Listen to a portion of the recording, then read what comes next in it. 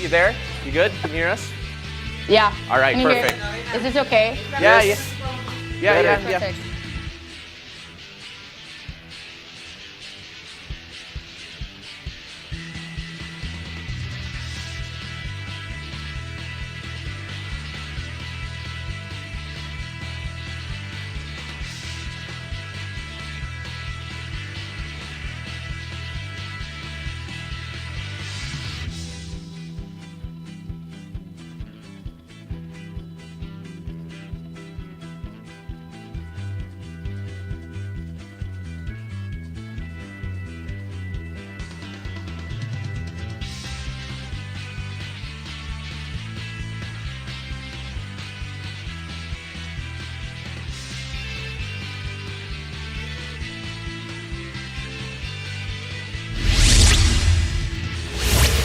Good evening. We bring you the latest in the world of sports. I'm Paolo De Rosario.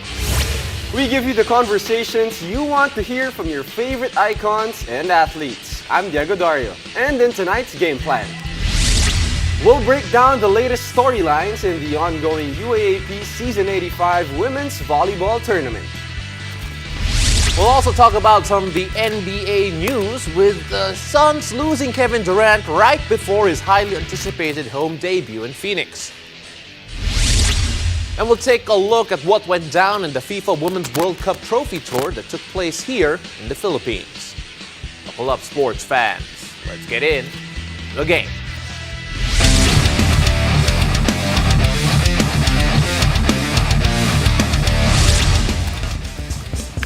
Well, the UAAP Season 85 Women's Volleyball Tournament is heating up and the teams have started to build momentum in the elimination round. Now, joining us tonight to talk about some of the big storylines this week is UAAP volleyball analyst Jamie La Vitoria. Jamie, how are you doing? Hi, Jamie. Hello, guys. Good evening. You know, I know Hello. you're traumatized by being here in the studio, so you avoided us and stayed via Zoom. You know, we're still glad to have you over, though. So let's get into the competition. So far, DLSU unbeaten. 4-0 to start out the season, a win against UE, but it was a harder fought win than I guess they would have expected, and they did not look necessarily happy with that particular performance. So what do you make of their mentality and their 4-0 start? That's right. Well, you can see that LaSalle has that high expectation for themselves. They are under the system of RDJ and coached by Coach. So you can see that they want to end strong. And with that performance, I mean, yes, they did win in 3 sets. However, you know that they can do more, and they believe that they can do more. And Jamie, you know, there's a saying, it's not how you start, it's how you finish. But this is a great start by the DLSU Lady Spikers. You've been part of teams like this that's, you know, can contend for a championship. What should they do to continue their trend upward, Jamie? I think it's important for them to keep that winning mindset. Whether they feel as if the team is not as competitive as them, they have to face each competitor as a strong opponent. And of course, Thea Gagate came out there 13 on 8 attacks and 5 blocks. Yeah. Great performance there. And let's take a look, though, at this next team. Adamson Lady Falcons, one of the most impressive teams, your biased favorite, or favorites to watch, rather, when we talked about it. And Adamson takes down USC to grab the 2nd spot. You'll take a look at their development here, especially from last season. Is this a bit of a surprise to you, or do you feel that this is as expected in terms of their trajectory? I feel it is as expected. Yes, it's heartbreaking not entering the Final Four last year, but they knew that they had to step up, and this is what they are showing now. I mean, 4 of the players went into double digits last game, so you can see that ball distribution has been spread out evenly. And let's talk about 2 of the outstanding players so far here for the Adamson Lady Falcons. Let's talk about Kate Santiago and Trisha Tubu, who combined for 25 points against UST. What I've noticed in their past games, including this game, is their consistency. And they're elevating their game after each game, and they're improving, and that's what it's all about, from learning. And like I said last time, unlearning the bad habits that you notice in your game. It really feels like they're like the Shaq and Kobe, the Stockton Malone, the shake and bake of this Adamson team. The duo. Yeah, that Yeah. duo. So let's see how far they can take it. And of course, Adamson now 3-1, the only losses against the NU. Are they, in your mind, a contender? Because a lot of people would say it's going to be LaSalle. It's still NU. Are Adamson knocking on that door in that conversation? Well, it's too early to say, but with the looks of how Adamson has been playing, they are considered a front runner. And I believe that the teams that will be playing against them, I feel like they're probably a little bit nervous to face Adamson. I mean, what's special? Just quickly, what's special? What are they doing really well this season? Well, what I love about them, they're not very flashy, right? They just get the job done. Yeah. They play the game the right way. Simple volleyball, dig, pass, set. They're not all about combination plays, Right. making these spectacular plays. They play the game the right way, and that's how it should be played. FEU, the next team we're going to talk about, they defeated Ateneo for the first time in 4 years. And I know. take a look at that. I have a feeling you'd know. But when you take a look at that result, first of all, just how big is the development here, this FEU team, who only won one game last time around. And of course, Ateneo a bit on the rebuild here. What do you have to say about them as well?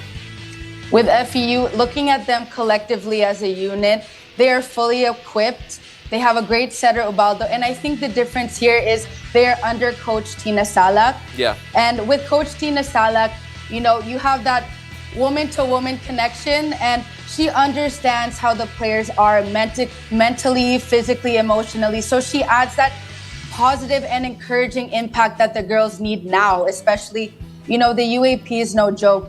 Limelight is on you all the time. She adds that positive effect to the girls. Again, emotional win for FEU. First win over Ateneo in 4 years. Let's talk about the performance of Moraita's new trio in Jovelyn Fernandez, Eliza De Vosora, and Mitzi Panangin, who combined for 42 big points against Ateneo.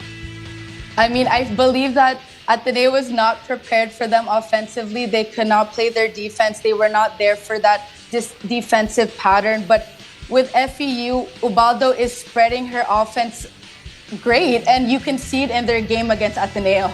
Ateneo, again, close to your heart for many reasons. And you take a look at their struggles here early on. Faith Nesperos at 21 points in that loss, and still they weren't unable to get one over FEU.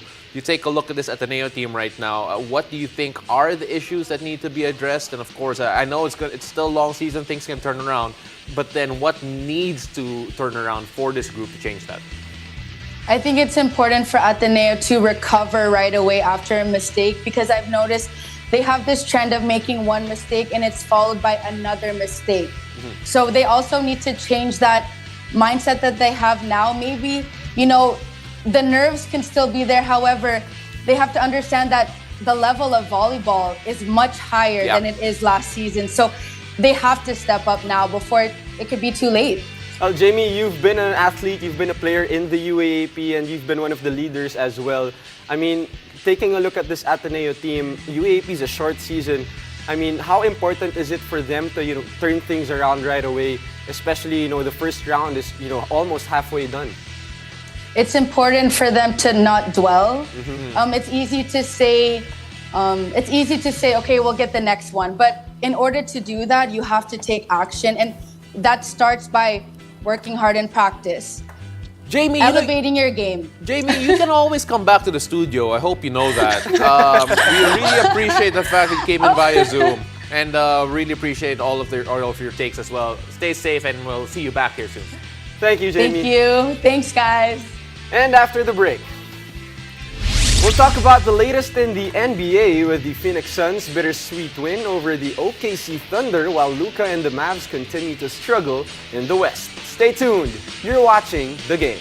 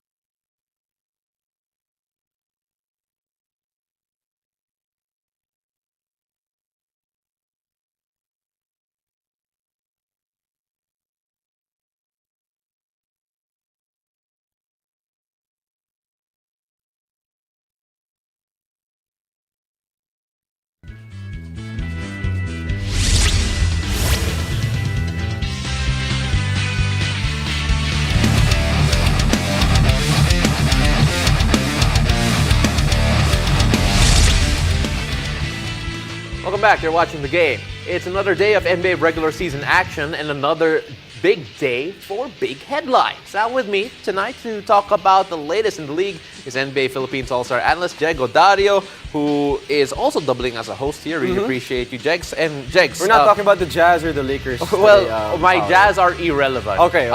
But at the same time, the Lakers are. Even my Blazers are irrelevant right now, Pao. My goodness, it's sad. But but something that is it's strange that we all saw today, an injury in a layup line during the warm-up.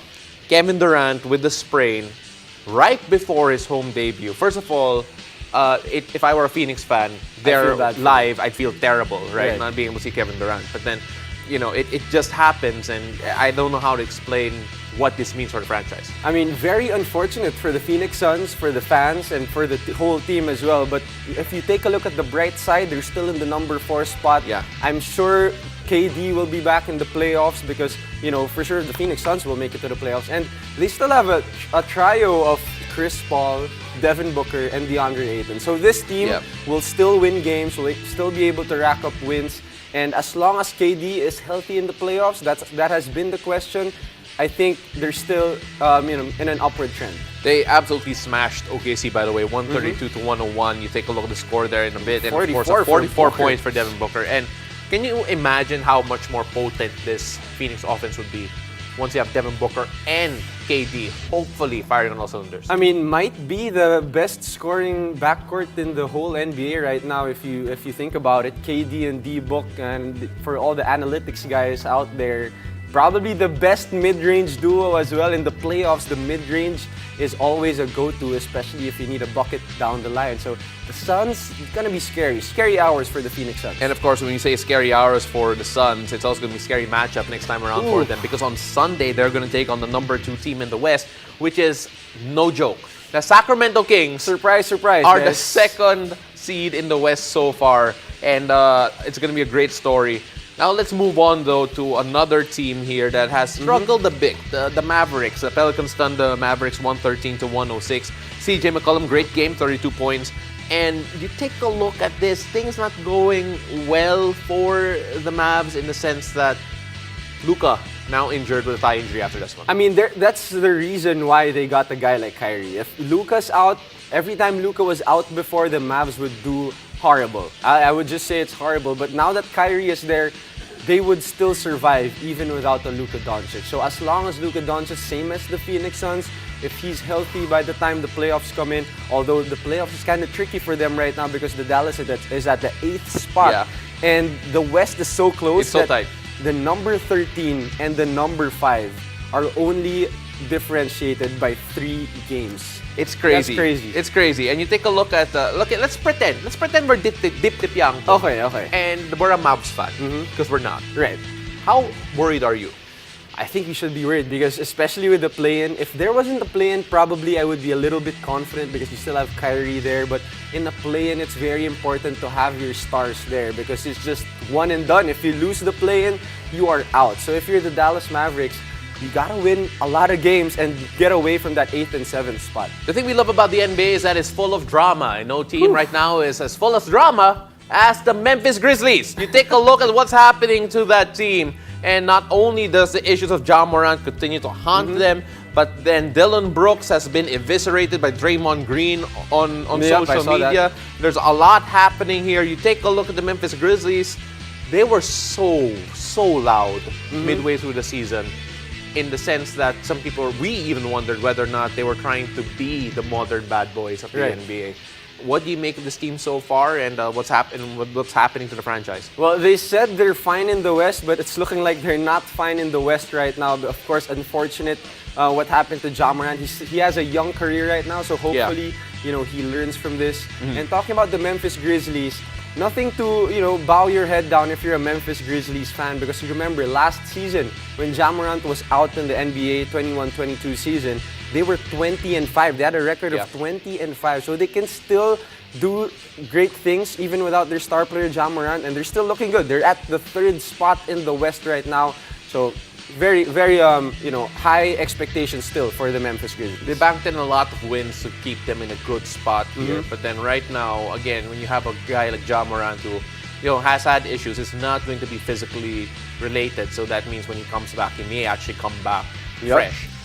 And you take a look at that situation that they have right now. If you're a Memphis fan, what are you holding on to the most? Well, they just basically have to break through the struggle. If they do this together, if they're able to rack up wins without Ja Morant, and then Ja Morant coming back in the playoffs and eventually healthier and maybe fresher in the playoffs without playing a lot of games, it's going to be scary hours as well for Memphis Grizzlies. They just have to break through these struggles. Really appreciate that, Jegs. And of course, let's see how the Memphis Grizzlies do, as well as the Phoenix Suns and Dallas Mavericks. A lot of, middling news for the stars of the league, but then we all know that they can turn up when it matters most. I mean, speaking of breaking through struggles, one particular NBA legend thrived under the pressure of playing as the shortest player ever. I'm excited to watch this. We had the opportunity to chat with the one and only Muggsy Bogues during a media session, and he shared a message of heart over height for all the aspiring Pinoy hoopers. Sam, you got to stop thinking about your size and not use size as an excuse, because you had someone that was small that have already done it. And not only just them, you had small players that was able to do it. And the way they was able to do it, it was because they didn't think about their size. They just thought about what they had to do on the basketball court, whatever that position that they're playing. And if they're playing a point guard, you got to understand what that calls. And as I stated earlier, how to run a team, how to make guys run them better, how to be able to get yours off at the same time, how to be an extension of the coach, how to keep guys in front of you, how to be able to contain, and being able to make a difference on the floor. And when you're able to do that, size is not a factor. It becomes about the skill set. And then when you start thinking about the size, because the people who always would tell you who you should be, who you could be, but you know who you want to be. So when you have that understanding, that fortitude in terms of believing that you can navigate through any type of adversity, you'll be all right. Any failure, any time we fail, we always feel like that's one step closer to being successful. Got it, Muggsy. You won't think about my size. And after the break, we'll take a look at the most coveted prize in women's football. Stay tuned. You're watching The Game.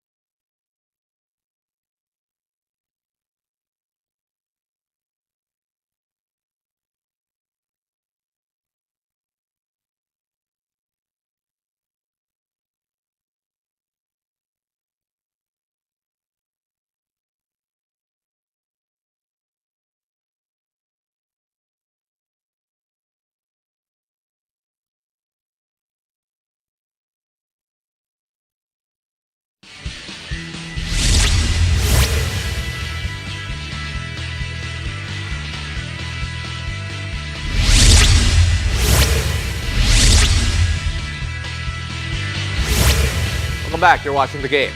The FIFA Women's World Cup trophy made a brief stop in the Philippines last week, which gave fans a chance to see the biggest prize in women's football. The game had the chance to join the festivities and, watch this. We are still months away from the FIFA Women's World Cup, but that doesn't mean that the fever is starting to catch on. In fact, the FIFA Women's World Cup trophy is here in the Philippines to make sure that it catches fire.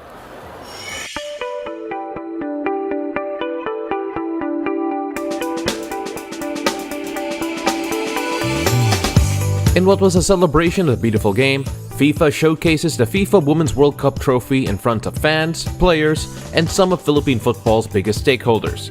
It was a chance to get up close and personal with the most iconic trophy in the women's game. Filipinas manager Jefferson Cheng hopes that being able to see the trophy in the country could inspire the next generation of footballers. While Filipinas co-captain Hailey Long says she is still in disbelief that the iconic trophy is within touching distance. I think you can see that how proud they are, no, when they announce that the Filipinas made it to the World Cup and having the trophy here for the first time. So yeah, and I hope that sort of inspires the future players to, or even the non-players, to take up the sport, and it just shows that the Filipino can compete in the world stage. I can't believe it's here. It's here for the first time, and it's here for women during Women's Month. Very surreal. Absolutely unreal. The Filipinas will compete in the World Cup in July, with New Zealand hosting the team for their games in the group stage. New Zealand ambassador Peter Kell was present at the trophy tour and says that they are looking forward to welcoming the team. Absolutely delighted that Team Filipinas has made it to the FIFA World Cup final. We're delighted to be able to host them and their support team and all the fans of the team who will be descending on New Zealand in the next few months. So we're absolutely delighted for them, we're delighted for us, because we have a very large Filipino community in New Zealand, and I think they are also excited to have their fellow countrywomen performing at the highest level in Aotearoa, New Zealand. Despite all of the celebration, the Filipinas are still focused on preparing for the World Cup itself. The girls believe that they are done just making up the numbers and will be out to get positive results come July. You're not going to the World Cup just to participate, are you? No. Done participating as a Philippine women's athlete. Like we're always the underdog. But after the success we had last year comes expectations. Well, first of all, that trophy looks great, Pao, Yeah. and you covered that event. I mean, how's the vibe for the whole team? You know, are they excited to, make history once again? Because they already made history when they qualified for the World It's Cup. funny because just being there is already making history. But Right. then just talking to them, the vibe I got from them is that they're not just content being there. Of course, making a splash is going to be another thing, and it's going to be hard to do. But then with the work that they're all doing, the hope is that they'll get there soon. We're going to be very excited. All the Filipinos are excited as well to support the Filipinas. And that's it for tonight. Thank you for joining us. I'm Diego Dario. Catch us weeknights here on One News, One Sports, and One Sports Plus. I'm Paulo Del Rosario. This has been The Game.